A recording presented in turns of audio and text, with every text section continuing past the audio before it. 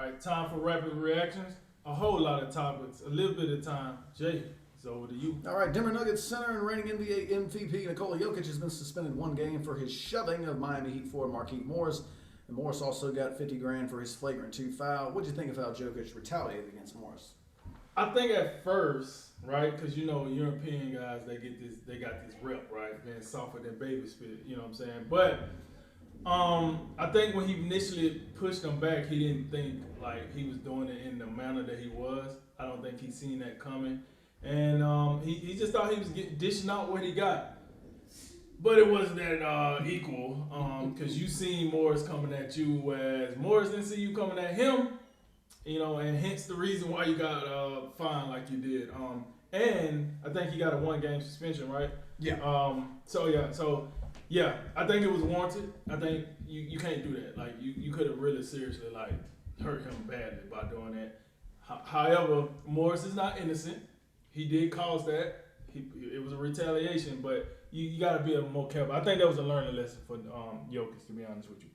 Nebraska athletic director Trev Albert announced Monday that the school would bring back football coach Scott Frost on a reconstructed contract. Does that surprise you? Yeah, we talked about this a little bit last week. I thought Scott Frost was done. They're 3-7 now, so they're not going to a bowl again. I think they 15-27 during his time there. So, but I mean, I think one of the things they pointing to is like, man, well, all 7 losses are about 9 points or fewer. Like, oh, so that's the standard now in Nebraska. We want to be real. We want to be real close. So I'm surprised, but I guess to me that just says the standards in Nebraska they went down a little bit. But at the same time, I like Scott Frost. Coming from UCF where they were great. I do hope they eventually get that thing turned around because I think it's good for college football when Nebraska's good. Okay. Philadelphia 76ers malcontent Ben Simmons met with the team physician on Monday. Did you find this to be important news? No.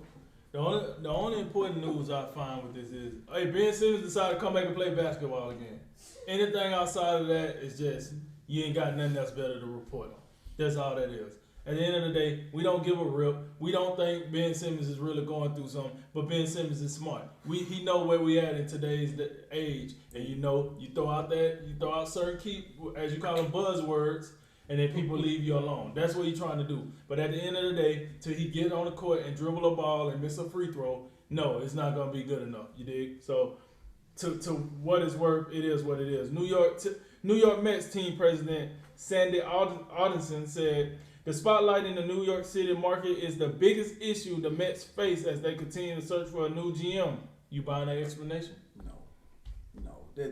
Stop. Like, the problem is the Mets are the New York Jets to the New York Giants type thing. That's the Mets and Yankees. Right. So, I don't know. Maybe it comes down to like y'all don't win ever at much of anything. So, but it's like it's still that's a professional organization in New York. It would seem like that would still be a positive. I'm just not buying this. Like, get out there, do your job as the president of the team, and get a general manager. They out there. You can find one. This guy. The Browns, they've been busy this week. They've extended right guard Wyatt Teller for 4 years and $56.8 million. And they just got extended left guard Joel Bitonio for 3 years and $48 million. Is that a good move by the Browns, keeping them big guys around? Absolutely. We didn't see this be the recipe of success for a lot of teams. Dallas being one, Buffalo last year, etc. And then we see teams that don't have that offensive protection, and the Chiefs being one, and the Dolphins this year. I had the young Squid Games. So yes, those big guys are important. I think the Browns are doing the right thing by signing them. They already showed you they're the goods. Go ahead and just give them a few more years on their contract. Keep that offensive line together. Keep it moving. And listen, you got to have an offensive line if you want to play their style of football. We talk about their power run team. They need those big guys to be power run. Jets coach Robert Saleh announced today that Mike White would start at quarterback against the Bills. Saleh also non-committal about rookie Zach Wilson immediately being inserted into the starting lineup when he returns to full health. Could that be problematic? I think it could be. I mean, that could be you talk about fighting Mike Whites. I mean, you coming there and upsetting the contending Bengals. Look, Zach Wilson, he started off beginning of the season. He was in the lineup.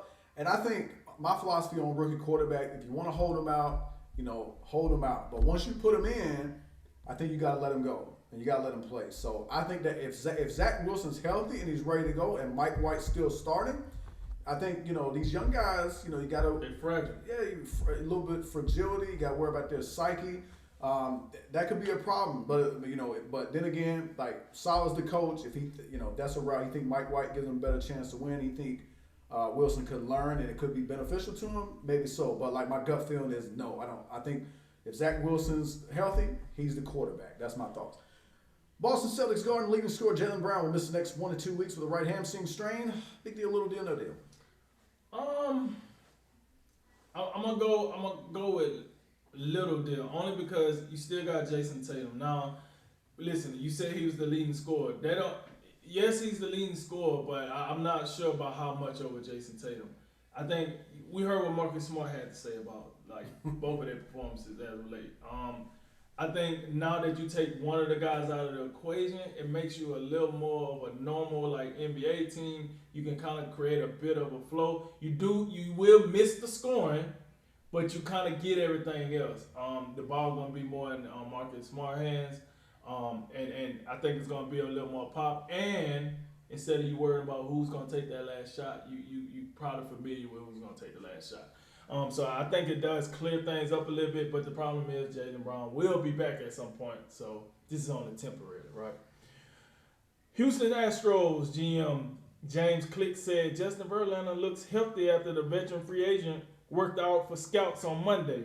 Click also said the Astros have interest in bringing Verlander back.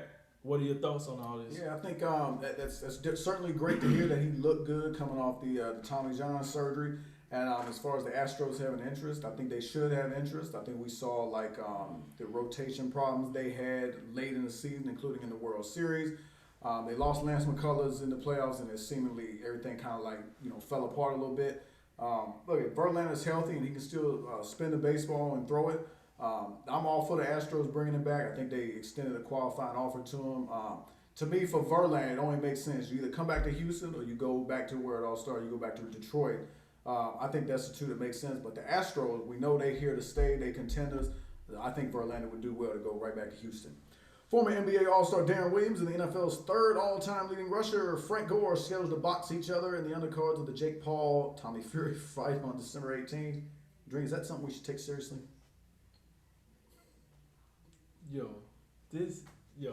Jake Paul done turned boxing on his head, man. That's what I'm saying right here. Showtime just out here just allowing anything to go down. I think the only reason it's noteworthy because of how you read it. Darren Williams, all-star, all NBA level player for the NBA. Frank Gore, all-pro. You know what I'm saying? Like you said, third leading rusher. That's the only reason this is interesting because we know who these guys are. But I mean, I guess nowadays we just in an age now where listen, if I'm famous and I need a couple of bucks, I'm just gonna jump in the boxing ring and we're gonna get it on, right? This is disrespectful to the sport of boxing. However, I'm gonna tune in. It's gonna be an entertaining ordeal here. But to the sport of boxing, to a pure boxer, to the hardcore boxing fans, they're probably cussing and throwing stuff around saying this is extra disrespectful. But I will tune in. I guess I would take it serious just because it's going to happen and it's going to be a pay-per-view card. But this is the Jake Paul effect, folks. This is the Jake Paul effect. Him and his brother Logan Paul have just flipped boxing upside down. It's outrageous. Last one, the NFL defends the ton penalty against Bears Cassius Marsh on Monday Night Football. Did the NFL get it right? No, they did not get it right. You know it, I know it. Everybody know it except Mike Tomlin think he want to defend it, but even Mike Tomlin don't believe it. He know it's soft. Cassius Marsh took about 2 steps toward the sideline. He was feeling himself. That's the first sack he didn't had in about 3 or 4 years. Right. Let the man have his moment, and that really turned the game. There was a couple calls that I think the officiating crew missed. That was the worst one. If that's taunting, you might as well not do anything out there. So I thought it was terrible. I don't think they got it right. Soft. So soft. Now that concludes tonight's Drink of Wisdom. Thanks for joining us tonight. Like, listen, share, subscribe. I'm Jay Wise. And I'm Nathan Drinker. Then remember, make tomorrow better than today, and make today better than yesterday. And you know what we gonna do. We gonna holler at you until next time, baby. Ladies and gentlemen, this is A Drink of Wisdom.